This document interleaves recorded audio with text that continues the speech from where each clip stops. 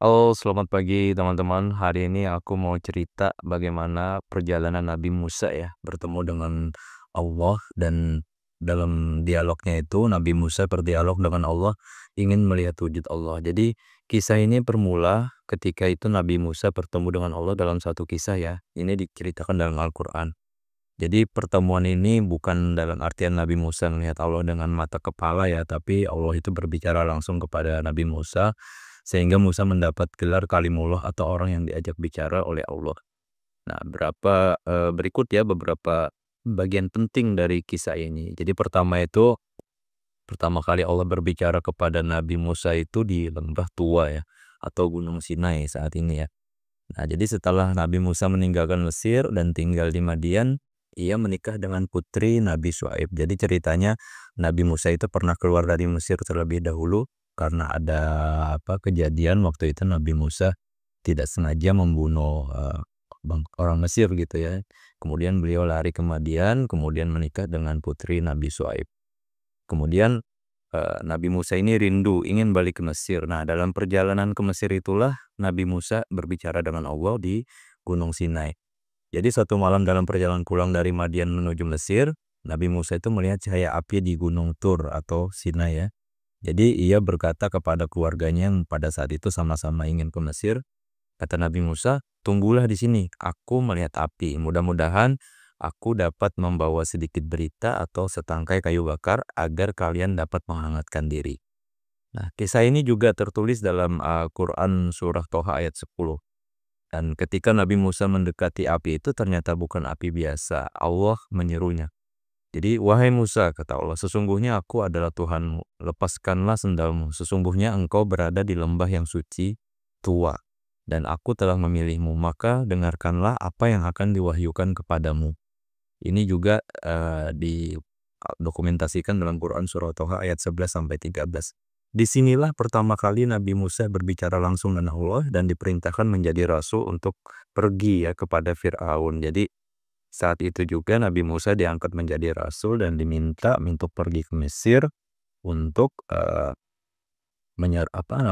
membereskan lah istilahnya ya, karena pada waktu itu di Mesir ini ada Fir'aun yang sangat jolim sekali dan dia bahkan mengaku sebagai Tuhan.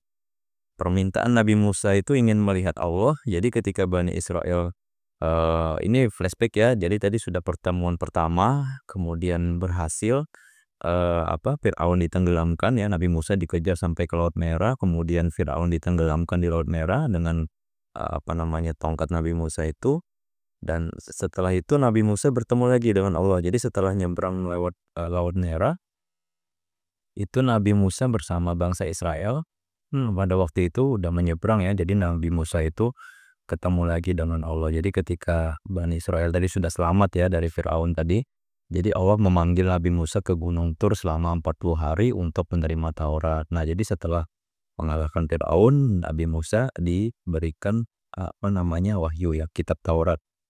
Nah, pada saat itu Nabi Musa berdoa dengan penuh kerinduan, "Ya Tuhanku, tampakkanlah dirimu kepadaku agar aku dapat melihatmu." Ini tertera juga dalam Quran surah Al-A'raf ayat 143. Jadi Nabi Musa ini yang pertama dia nggak melihat Allah, cuma hanya berkomunikasi. Nah, pertemuan kedua Nabi Musa ingin melihat wujud Allah itu seperti apa.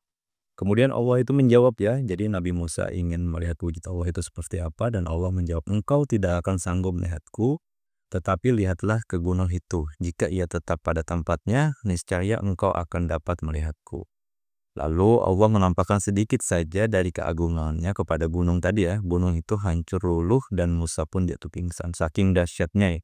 Gunung yang berdiri kokoh pun tidak mampu untuk melihat cahaya dari Allah. Dan Nabi Musa langsung pingsan saat itu.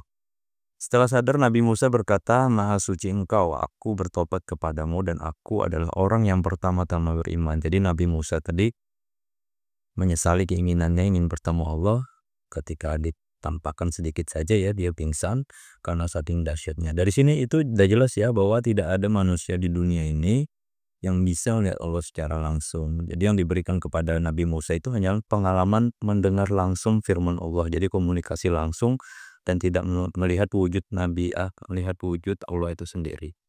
Kelebihan Nabi Musa dibandingkan nabi lain itu Allah pernah berfirman dan Allah telah berbicara kepada Musa dengan langsung. Ini juga tertera dalam Quran surah An-Nisa 164.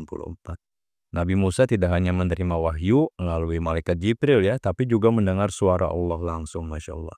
Meskipun tanpa melihat wujudnya. Karena itu beliau digelari Kalimullah. Nah, jadi karena Nabi Musa punya kesempatan untuk berkomunikasi dengan Allah langsung, beliau ini digelari dengan Kalimullah. Jadi kisah pertemuan Nabi Musa dengan Allah ini adalah peristiwa luar biasa ya, di mana Allah itu menegaskan keesaannya, mengangkat Musa sebagai Rasul dan menunjukkan bahwa di dunia ini manusia tidak mampu melihat Allah secara langsung.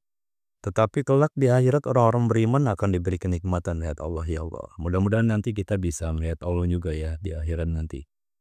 Itu ya cerita dari Nabi Musa. Jadi 2 kali Nabi Musa ini ketemu dengan berkomunikasi dengan Allah. Pertama sebelum ke Mesir, waktu ingin mengalahkan Firaun. Yang kedua adalah setelah berhasil menenggelamkan Firaun ya dengan bantuan Allah.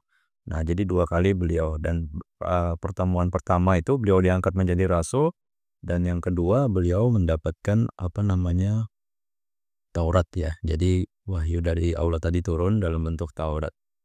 Mudah-mudahan bisa bermanfaat ya teman-teman. Kisah ini bisa menginspirasi kita sebagai umat Nabi Muhammad ya, yang belajar dari pengalaman sejarah nabi-nabi terdahulu. Terima kasih.